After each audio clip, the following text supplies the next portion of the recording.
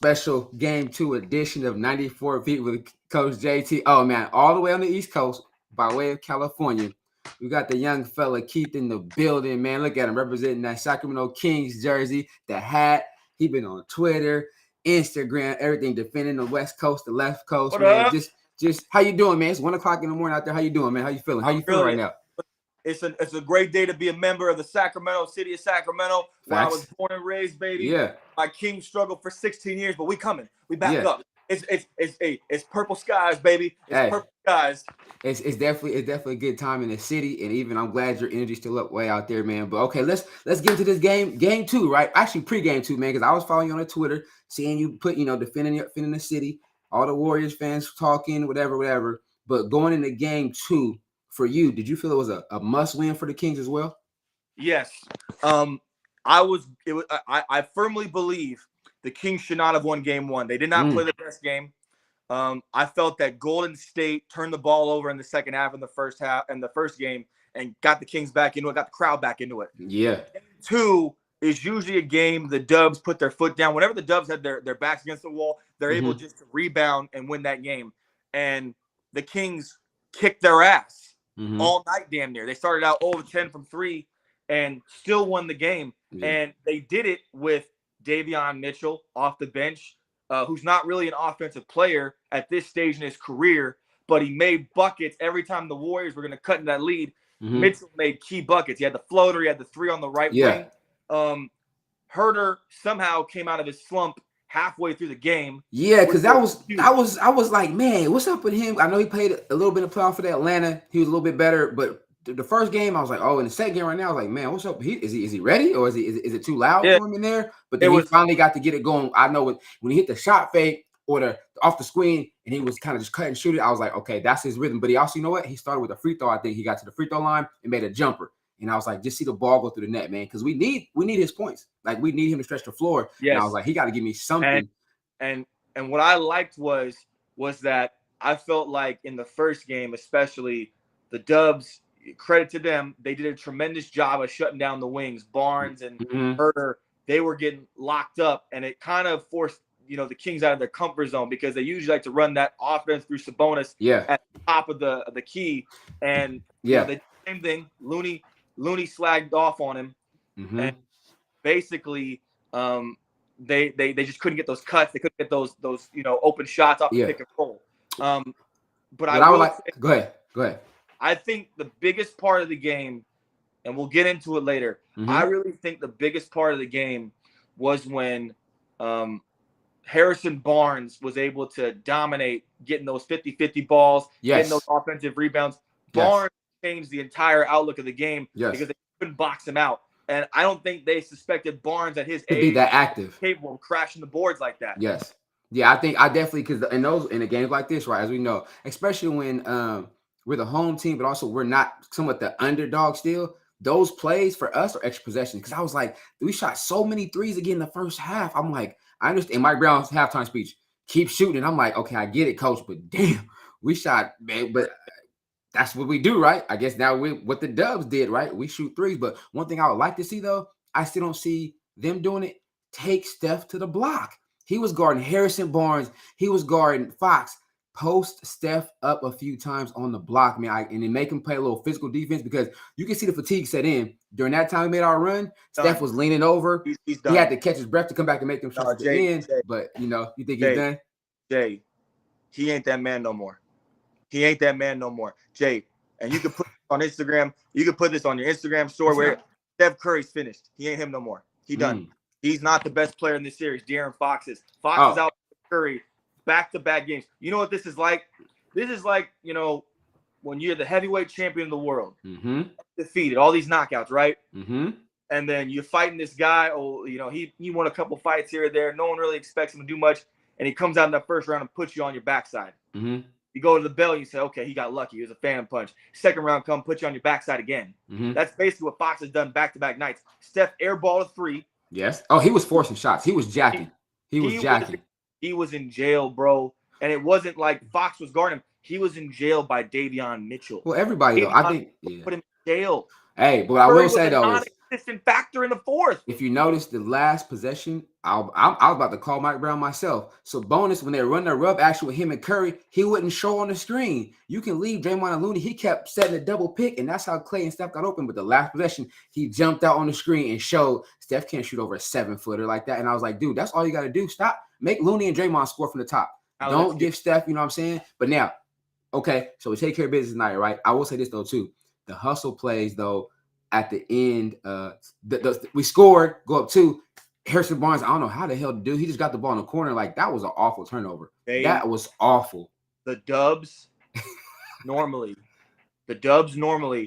they pride themselves on great basketball movement, taking care of the ball. The Kings twice in a row in this series now have won the turnover battle, and they are picking their pockets. Yes.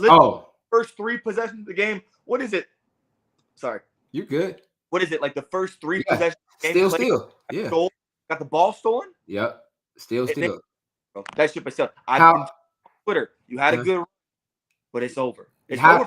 How do you think they'll call the game as physical and let us play as physical? Because I love it though. That's me. I was a defensive. They're letting these guys, especially how do you kind of get shooters and people off there? You got to touch them a little bit. They're letting these guys play with a little more contact. Is that going to go in the Bay Area or what? Well, Jay, look. So I'm tweeting about 30 times a minute. I said at the beginning, this game is going to have its moments where it's going to be a fast-paced game. However, it's going to be more physical because the first was so close. Like everyone, I'm a firm believer that this series can still go either way. It's going to go 6 or 7. Understood. And the point I'm trying to make, though, is that the Kings won game 1. I told everybody, bro, they were going to try to take them out of their element and pull some crap. And they did. And we'll talk about that in a minute. But obviously, the tempo of the game, it had its moments where it was fast pace. However, it was way more physical. Everybody was hitting the floor. Man. and it was a hockey game, bro. It was bodies. And I will say this, and we still probably shot, I can pull it up though from the free throw line. We weren't super high percentage. The Warriors didn't miss free throws, but we weren't shooting good at all. And I'm like, all right, fellas, like we giving them chances because again, at one point it was tied up. Through all that, they still tied the game up, man. Like, I think we're not playing clean. I think they're giving us their best shot. They're done. Gary Payton had a great game. Wiggins back. You see him, he got a little bit, then he nicked up. He started working a little. They got 51 from Curry and Thompson in the first game and still lost. And Herter didn't make a single 3 in the first game. Nothing. I said, the boys on the ropes. They cooked. Sabonis, he got to get the drop step right hand layup going. He's irritating me. They're making him go left. Like Curry scouted that. Dribble left, drop step right layup. He kept trying to force it over and then pushing with the right hand. I'm like, just drop step, baby. But I think Sabonis, he didn't do it on purpose. But I think Sabonis wanted to come out and set the tone. Physically. I think he was way more physical. And I love it.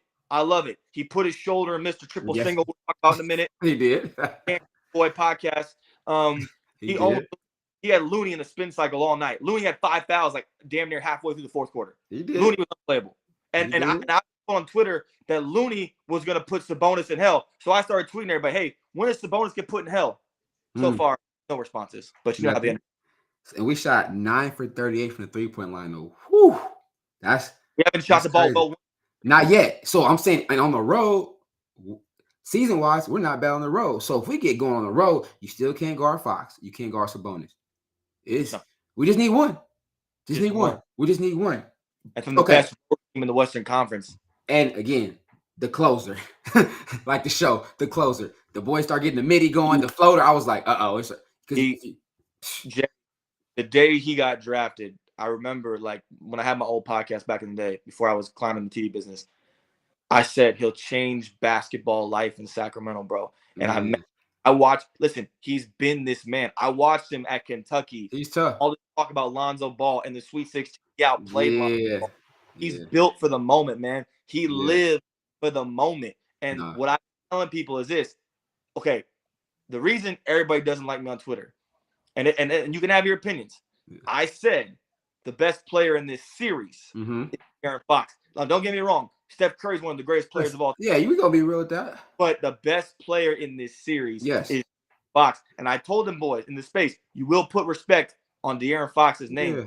Done, win or lose. Because He's a player in this series, man. Yeah, and we know his game is going to travel because it has, but also, and the thing is, he was saying, I think his interview, he was like, the environment was so loud here and played, but he's played in games with this magnitude all his life. This is not new to him. This is not something he's been playing in magnitude. And I was saying to my boys the other day, I said that has to be one of the best feelings in the world to either play a pro sport with your brother, or play with your best friend or teammate on the biggest stage. Where him and Monk to tag team, basically, okay, you got Stephen Clay, I got me and Monk. Like, how can you go? That's got to be a dope feeling and like crazy. The man Jay had second most points in a playoff debut with 38 in the first game. Yeah, he should have had 40 ball. He should have had 40. Moment is not too big for this man. He's playing Curry off the floor. I love it. Curry's ego got the best of him in both games, man. He tried to put Mr. Triple Single on him in the first, and he cooked that man. Fried, died, laid to the side, and petrified. Yeah. Next game, yeah, they weren't even close. They have no. They're on the ropes. Yeah, all right. So we're gonna get into your triple single guy right here too. Okay, so I watched it a few times. I've seen the video. I watched myself. Initially, I didn't see Sabonis with the ankle hold, which is still physical, right? But then the stump for me, even though to me that's just as a player, coach, whatever, that's just unbasketball like, because I wouldn't want nobody to do that to you. Like that right there could get you out. We outside the walls, it's going down. My boys come off the bench, it's going down. Jay, I was dirty.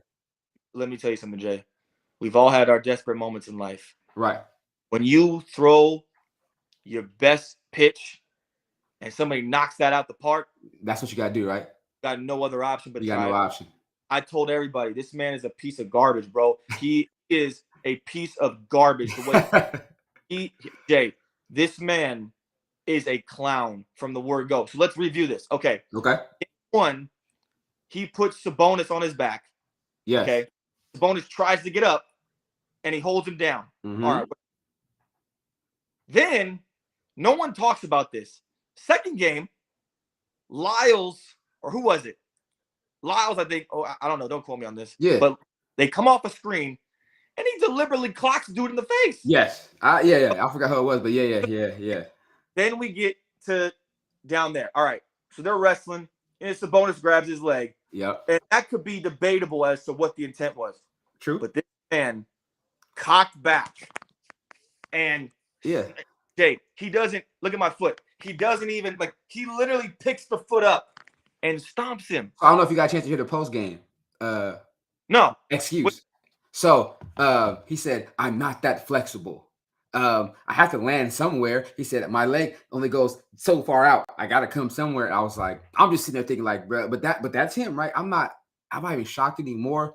I'm somewhat as a former athlete like that. I'm disappointed you would say that to even though he may have grabbed you. That's to me. I don't think you should say that, man. I wouldn't feel that. Listen, Kenny Caraway said this on Twitter too. We all feeling that. He's gonna pull some stuff and he's gonna try to get the Kings off their game, man. Right. Yes, that's true. Yeah. He was deliberately arguing with the refs. He was get thrown out of the game. He deliberately tried to hurt him. That's not basketball. You can land any which way you want, but that's not basketball, bro. That is dirty. No, it is dirty. Listen, he shot goods. He was a defensive player of the year. I mean, he's had his run. Yes, I will say that. Without Klay Thompson and Steph Curry, that man would be in China right now. No, it's a different story. It'll definitely different. And my thing is like I said, some guys, as Chuck sometimes would say, or Shaq, is somebody ever going to put him in his place, or is they just going to give him these pass goals? Because the officials, we got something for him coming up. Because the officials though, it's not even in. If that didn't get caught on tape tonight, they might not ejected him. And he gets away with so much. I'm like, okay, he should not play Game 3. That's my honest opinion. He should not play Game 3. That's the LeBron situation, right? With the LeBron thing, right?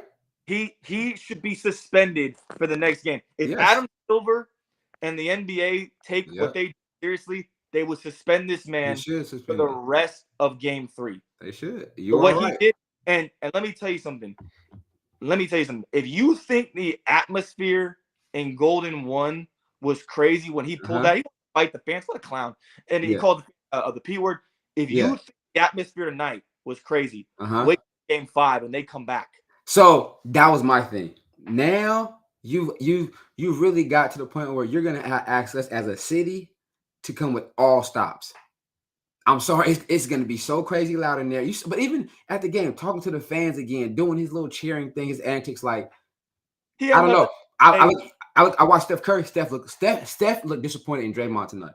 At that point, Steph looked down, was like, Steph sees the writing on the wall. At some point, like man, Jay, you're a coach, Jay. yeah, You played the game at yeah. a high level. You All gotta right. see it eventually. It's like, Eventually, there comes a time on the yeah, floor, true. on the court, where you say that dude's better than me, and there's nothing I can do about it.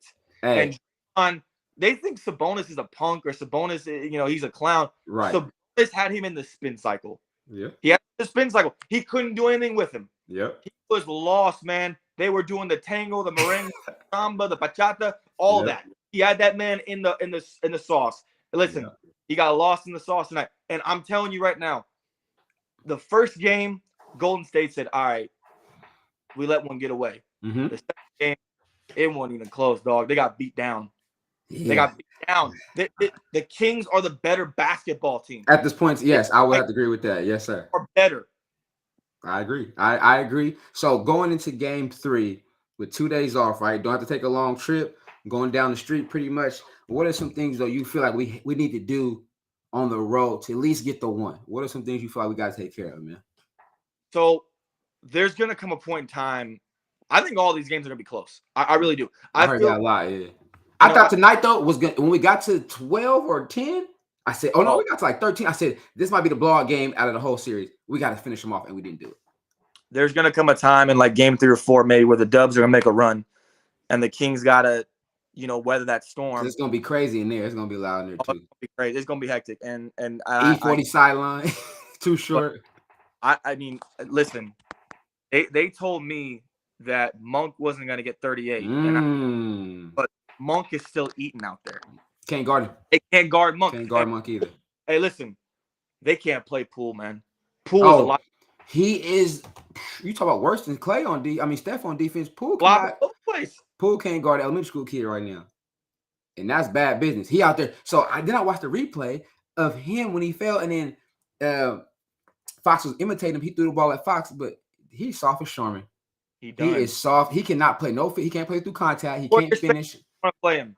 All right, Jay. I gotta get off, man. Yep. Hey, all the way from the East Coast, man. Get a little bit of rest. I appreciate you, man. Hey, rest of the way. I know you be rocking, man. I'm gonna tap in with you. All right, Keith. Light the beam, man. Yes, sir. Appreciate you, boy. Peace.